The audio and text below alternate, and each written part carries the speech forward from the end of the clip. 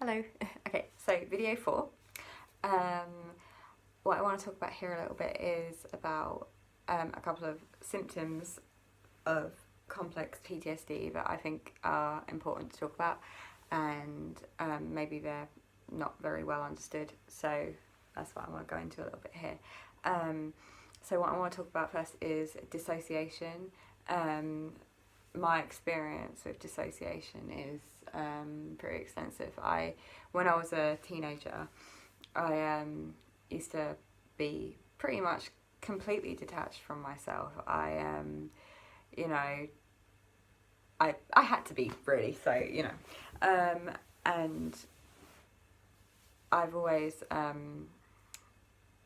think part of that for me, one of the reasons why I was so detached was because I was never considering myself. I was never thinking about myself. I always felt the key to my happiness would be everybody else's happiness. If I could just find a way to make other people happy, I would finally be able to be happy.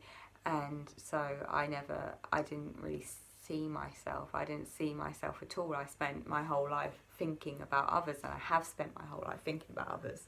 And I'm finally on this road to really, considering myself and seeing myself truly as I am. And when I delve further into that, I realise just how detached I am truly from myself. And I think that does stem from all of this.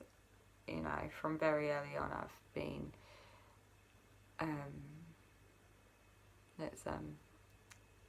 so actually might be a little bit more helpful to people if I talk about dissociation. During dissociation, you can it can be like you lose concentration, or attention. You have a poor attention span. Or you can lose like periods of time. So you can suddenly be like, oh wait, and you can't remember past 2 hours, or you can't recall certain things. And you can, so when I've what I want to talk about a little bit more actually is when I looked this up, I couldn't find much about what I feel. When I read about CPTSD, I haven't actually read about my feelings about it there. And actually, just before, like when I was doing a little bit of research about this, I found out that it's more what I feel is more linked to dissociative identity disorder, and so I want to talk about that. So, for me, because I have always been so detached from myself, I don't actually see myself. I don't want to sound. It's going to sound odd, but I don't really see myself as a human. Recently, when I've been having flashbacks, I've been trying to truly see me in them. So say, for example, like this thing happened to me when I was like 13 years old or something, and so when I have the flashback, I try and imagine myself as that 13-year-old girl that I truly was, rather than this sort of like detached being nothing. Like, I spent so long thinking about my abusers and never thinking about myself in it. And I think it's more painful to, it's more painful to like actually go in when you're like remembering something that's so horrible. It can, you want to run away from that feeling. You want to like, just turn your back on it and not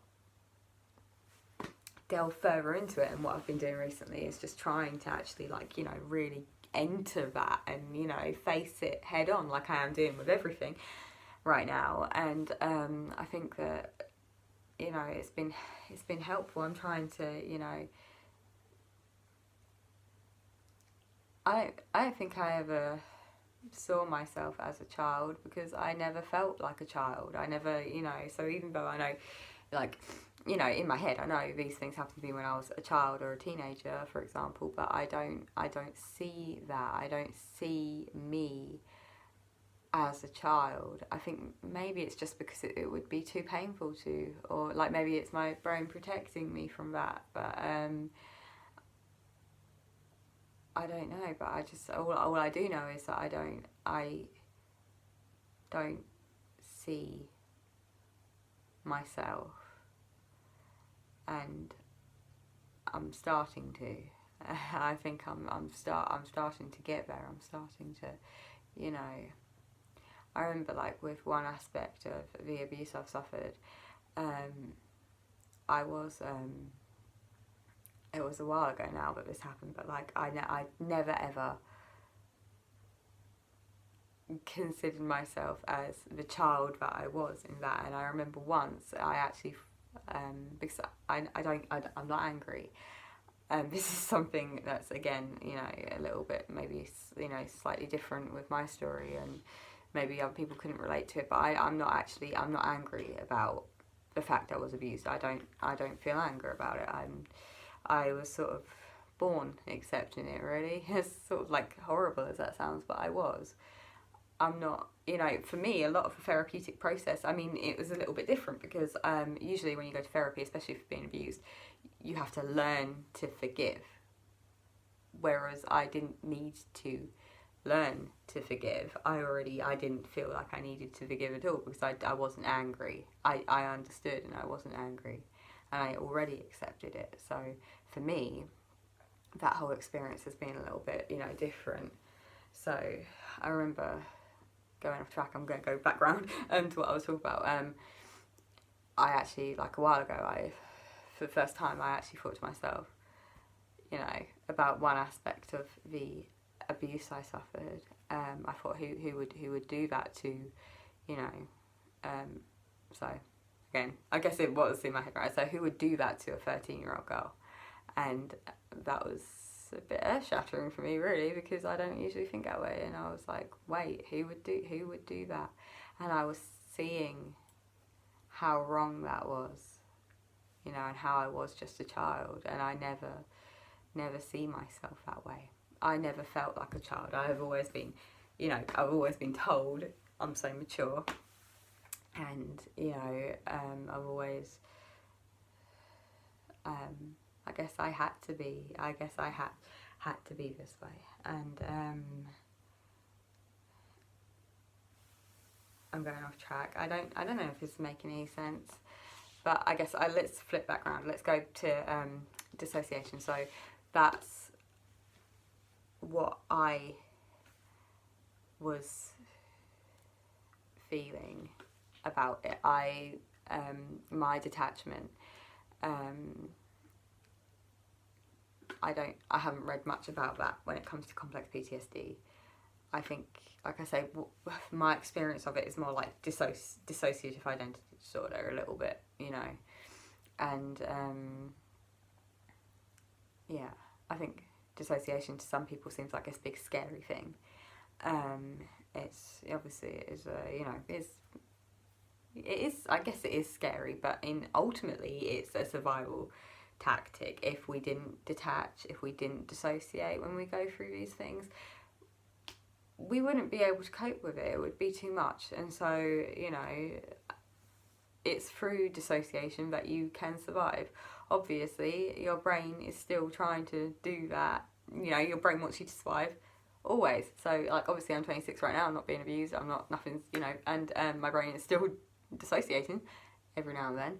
And you know, I understand why it's doing it. It just wants me to hang in there. So thanks brain, you kept me going all this time. I'm not going to be mad at you now.